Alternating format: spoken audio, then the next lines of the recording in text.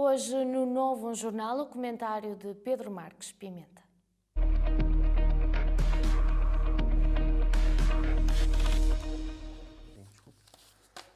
Situação atual do conflito entre a Rússia e a Ucrânia é o tema que vai estar hoje em cima da mesa. Na minha companhia já tenho Pedro Marques Pimenta. Boa noite, Pedro. Olá, boa noite, Fátima. No dia em que a Rússia e a Ucrânia retomaram as negociações, os dois países falam em progressos significativos nestas conversações. Estás confiante ou nem por isso? Que sairá daqui algo positivo? Antes de mais fazer aqui só um pequeno contexto, Fátima, nunca pensei estar aqui em pleno século XXI, no ano 2022, a falar de uma guerra na Europa. Infelizmente tem existido e até trouxemos já cá várias vezes faladas outras guerras, nomeadamente com o que aconteceu no Afeganistão, também o conflito israelo-palestiniano, mas agora estamos a assistir a uma guerra que está a acontecer no nosso território, no território europeu e do Ocidente. Respondendo agora diretamente à tua questão, Fátima, eu gostaria de dizer que estou confiante e que considero que as coisas vão correr bem. Não é isso que me parece, muito sinceramente. Há aqui posições muito extremadas por parte de Vladimir Putin, por parte dos russos. Percebe-se claramente que não é fácil negociar com eles. Sabemos também que as exigências que fazem são quase impossíveis, digamos assim, ou são difíceis de aceitar por parte dos ucranianos, ainda por cima agora numa fase em que já tanto sofreram e já tanto padeceram das loucuras do Vladimir Putin. Sabemos que uma das grandes exigências é então ficar escrito que a Ucrânia nunca pertencerá à NATO, que nunca pertencerá à União Europeia e também com isso aceitar a independência da Crimeia e da região do Donbass, portanto Donetsk e Luhansk. Não é fácil para um país que está a passar por esta situação ceder agora os seus territórios, ainda por cima... E um país com pessoas tão patriotas, não é? Tão patriotas, exatamente, e que têm demonstrado, Fátima, que são valentes, que têm coragem e, acima de tudo, que estão unidos e que não é um país que está em formação. Não, eles porque a Rússia alega que está lá para defender os seus russos, para desnazificar a Ucrânia, quase como se aquilo fosse um Estado sem soberania, um país sem soberania, e não é isso que acontece. Vemos claramente que são organizados, que têm claramente uma tendência de um país, não têm dúvidas daquilo que são ucranianos.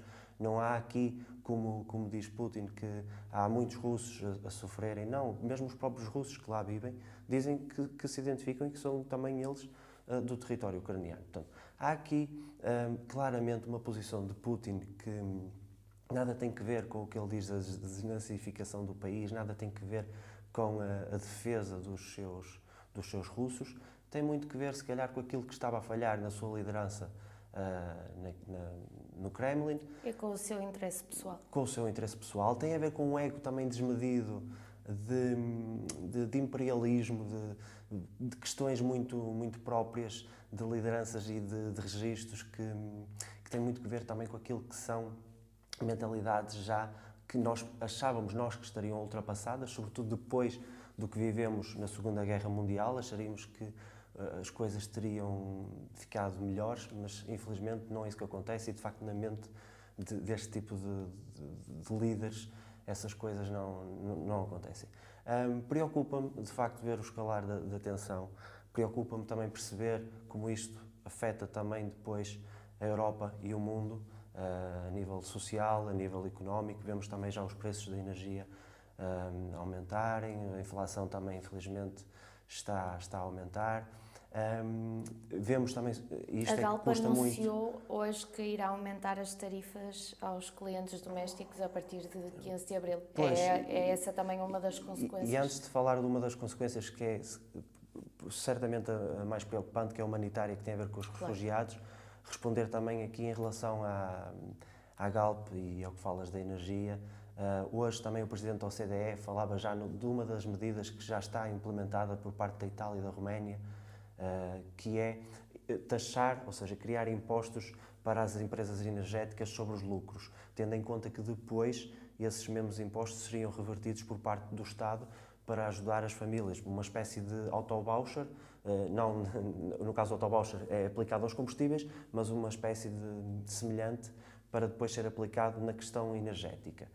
Não sabemos se isso vai para a frente, porque também já se coloca aqui muitas questões, que é, ao aplicarmos mais impostos a essas empresas, eles não vão também aumentar depois o preço final aos consumidores? Pois, eventualmente sim. Portanto, é preciso também depois ver aqui formas de colmatar esse tipo de abusos, digamos assim, até porque está estimado que este aumento dos preços da energia vai trazer lucros a nível geral, estou a falar a nível geral, de 200 mil milhões para todas as empresas de energia. Ou seja, estamos a falar de valores irrisórios e que depois quem vai sofrer também padecer muito com isto será as famílias, como já estamos a ver que está a acontecer.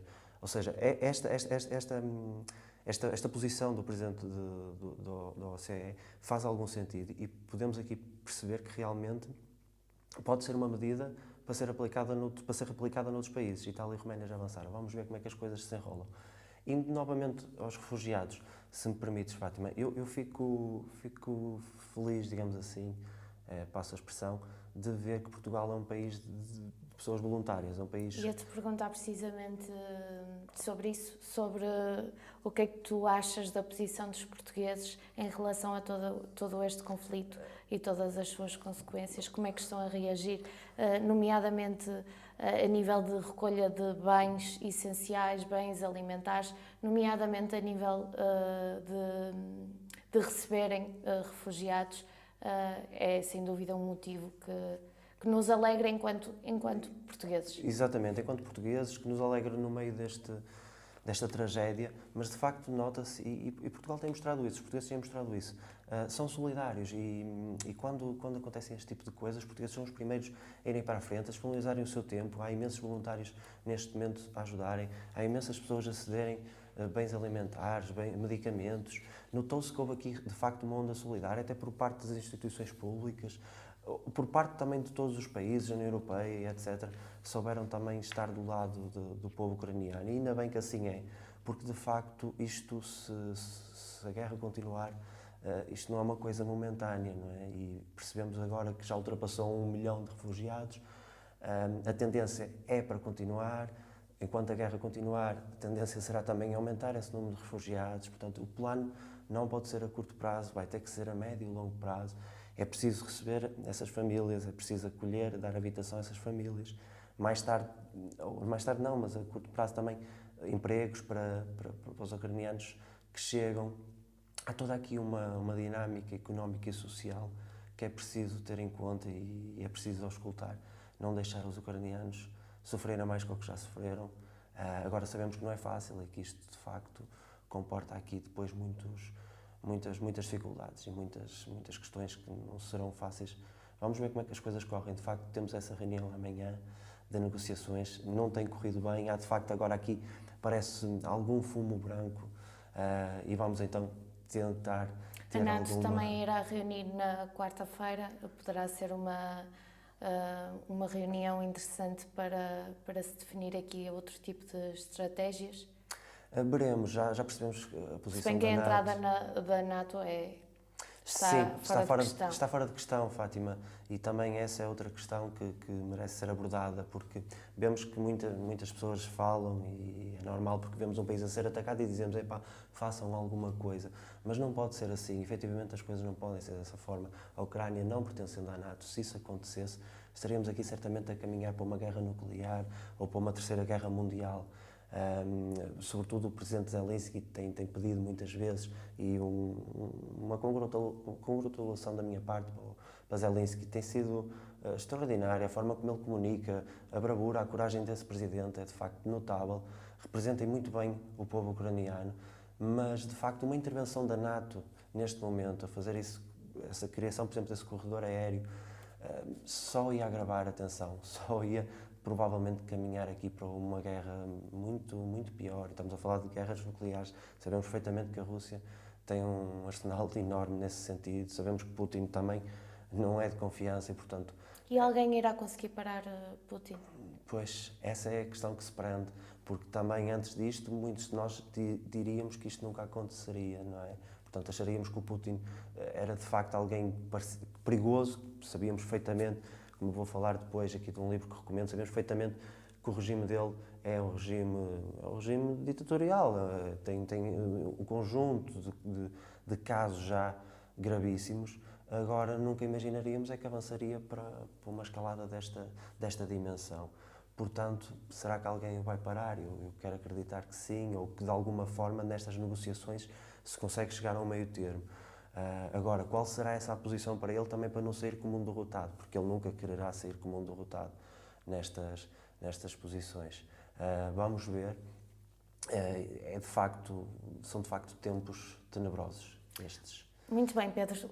Se me permites, passamos então para o desporto. Quais são as notas que nos trazes hoje? Bom, Fátima, vamos lá falar um bocadinho de desporto, como sempre aqui trago. Tenho que falar daquilo que é o nosso campeonato nacional. As coisas estão a correr bem. Para o teu clube de coração? Para o meu clube do coração. Tenho que passar essa nota, como sempre também eu faço. Mas também estão a correr bem naquilo que é a disputa saudável que está a acontecer, porque as coisas estão renhidas. Temos o Porto a 6 pontos do Sporting, 9, perdão, porque ontem ganhou e hoje há jogo do Sporting, mas pronto, está um campeonato de facto disputado. Falar também daquilo que é a prestação europeia das equipas portuguesas. O Braga conseguiu ganhar na primeira mão da eliminatória contra o Mónaco, 2-0. Oxalá que nesta segunda mão consiga passar a eliminatória. O Porto está parece com mais dificuldade, porque perdeu 1-0 em casa. Tenho esperança que dê a volta à eliminatória. O Benfica, com um jogo muito positivo na primeira mão contra o Ajax, agora joga na Holanda, vamos ver como é que as coisas correm. E o Sporting, pronto, eliminado, mas eliminado depois agora nesta segunda mão com alguma dignidade, uma vez que o primeiro resultado foi mau. E os 5-0 são sempre um resultado pesado, embora sabemos que o City também é de outra dimensão. Destacar também aquilo que sempre falo, ou que muitas vezes falo, que é a Fórmula 1, precisamente, Fátima, porque gosto particularmente, é um desporto que aprecio, e esta semana começa então, ou neste fim de semana começa então o Campeonato do Mundo. Sabemos que é uma nova era, vamos ver como é que os carros estão, não sabemos muito bem quais serão as melhores equipas, sabemos sempre quem são os pilotos, que são muito capazes, sobretudo aquele que eu aprecio mais, que é o Lewis Hamilton, a quem muito anseio pelo 8º campeonato. Vamos ver se é desta, mas de facto vale a pena voltar a acompanhar, porque aquilo que eu percebi foi que muita gente já estava se calhar desligada da Fórmula 1 e que no último campeonato ligou-se novamente à Fórmula 1, se calhar com novos adeptos, pessoas que não gostavam de Fórmula 1 passaram a gostar, porque a competição foi tanta, a disputa foi espetacular, que valeu a pena acompanhar, e esperamos que este campeonato seja tão bom, ou melhor, se possível, do que o anterior. Suspeito que a tua sugestão seja esse livro que trazes hoje. E bem, sim, não é uma Fátima. sugestão assim muito apelativa, visto que a capa é o rosto de Putin. Certo, mas lá está, vale a pena, tendo em conta os tempos recentes, vale a pena a leitura deste livro, também para percebermos bem o contexto, percebermos quem é Putin e percebermos também toda a sua influência e aquilo que é o seu poder. Este livro é de José Milhazes. Já agora, este autor tem diversos livros sobre a Rússia. Ele é um especialista da política russa, esteve lá a viver muitos anos. Tem outros livros também muito bons. Este pertence à revista Sábado, é possível encontrar no site da revista Sábado. Foi uma coleção de livros que saiu de democracias ou ditaduras. Tem também do Donald Trump, tem também do Bolsonaro, do Kim Jong-un. Dos principais líderes. Destes líderes, exatamente, que governam, alguns deles em democracias, mas que têm tiques fascistas. E depois, queria também, Fátima, porque vale a pena, o documentário da Netflix, Winter on Fire, que retrata aquilo que é a Ucrânia e no fundo, este conflito que já, infelizmente, já existia e já sabíamos que a Rússia tinha com os ucranianos, e de facto mostra também aquilo que é o povo ucraniano e a sua força. Valem a pena, quer este livro, quer essa série. Muito obrigada. Acompanhar. Obrigado. Muito obrigada pela tua presença aqui no Novo Jornal, Pedro. Boa noite, obrigado. Aqui ficou o comentário de Pedro Marques Pimenta sobre a atualidade a nível mundial.